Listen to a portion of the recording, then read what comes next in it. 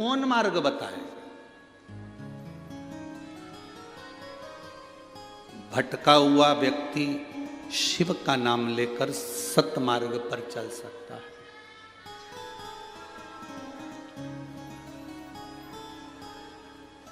हम शंकर जी को जल कहां बैठ के चढ़ाते हैं?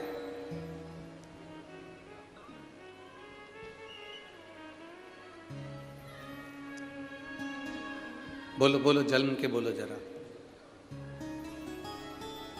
वैसे तो जो शिवलिंग होता है उस शिवलिंग के आसपास कहीं पर भी बैठ जाओ जहां से जल बहता है, बस उस स्थान को छोड़कर। पर विशेष जल चढ़ाने का स्थान कहां से बताया गया? उत्तर की ओर मुख कर। हमें दक्षिण में बैठना है, उत्तर में मुख करना। उत्तर की ओर भगवान शंकर की जलाधारी, जलाधारी से मतलब है जो शिव जी का चढ़ा हुआ पानी जो बहता है वो उत्तर की ओर जाता है। तो हम कहां बैठते हैं? बोलो बोलो जम के, दक्षिण की ओर।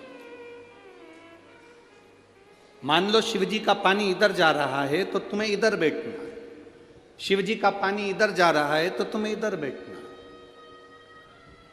वैसे तो शंकर के शिवलिंग के आसपास कहीं पर भी बैठकर पूजन कर सकते हो, पर विशेष कोई कामना होती है, विशेष कोई मनोकामना है और आपका दुख जब कटता नहीं है, आप हार जाते हो, तब उस समय पर दक्षिण में बैठकर जहां उत्तर की ओर मुख कर कर भगवान देवाधिदेव महादेव को जल समर्पित किया जाता है। उत्तर दिशा में ऐसा क्या है कि शंकर जी का जल उत्तर की ओर जाता है? ये उत्तर और दक्षिण, ये दो दिशा तो हमारे यहाँ बड़ी विचित्र मानी जाती है। हमारे यहाँ सबसे अच्छी दिशा, कोई मकान भी लेता है तो कहता है पूरा पश्चिम का मकान होना चाहिए। कोई मकान ले, पूर्व का मकान हो, पश्चिम का मकान हो। कोई दुकान ले तो कहते हैं पूरा पश्चिम का मकान दुकान हो। पर मेरा ओघड़दानी तो उत्तर दक्षिण का आनंद लेता, उत्तर दक्षिण। ऐसा दक्षिण दिशा में ऐसा क्या है कि शंकर जी का चढ़ा हुआ जल दक्षिण में ही जाता है? यहां तक शिव महापुराण की कथा कहती है, मान लो आपके घर में छोटा सा शिवलिंग है, आपके घर में छोटा सा शिवलिंग है, उस शिवलिंग को आपने थाली में रख लिया। थाली में रखने के बाद में गूंज रहा है आवाज, थाली में रखने के बाद उस थाली में शिवलिंग को रख लिया, आपने उसको स्नान कराया।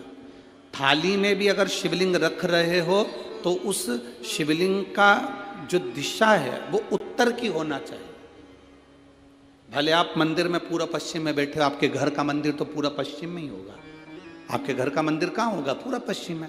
पर शिवलिंग की दिशा कहाँ रखना है? उसकी जलाधारी की दिशा कहाँ रखना है? जम के बोलो जरा, उत्तर। आप मंदिर में पूरा पश्चिम में बैठो, आपके घर के मंदिर में आप पूरा पश्चिम में बैठ के पूजन करो, क्योंकि आपका मंदिर पूरा पश्चिम ही होगा। ऐसा कोई घर नहीं जिसके घर के अंदर मंदिर पूरा पश्चिम में नहीं है। आप पूरा पश्चिम में बैठो, पर शिवलिंग को थाली में भी रखो तो उसकी जलाधारी उत्तर की होना चाहिए।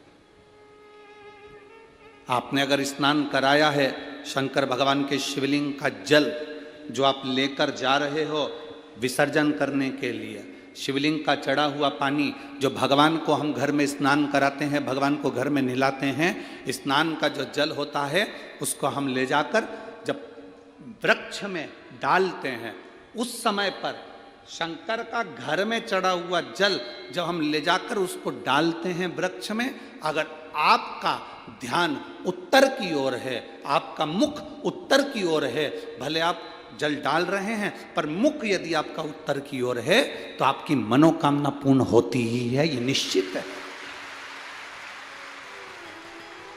शिव जी का चढ़ा हुआ जल भले हमने अपने घर में स्नान कराया, भले हमने अपने घर में नहलाया, शिवलिंग को अपने घर में स्नान कराया, पर उसका जो जल नहलाने के बाद सब भगवान जब नहा लिए, अपने शिव जी को नहला लिया, वो जल रखा है, पूजन अर्चना सब हो गई। बाद में आप पूजन पे से उठे, उस जल को लेकर गए, आपने जो विसर्जन किया उस जल को आपने पेड़ पौधे में डाला। वो जल उत्तर, भले आपका वृक्ष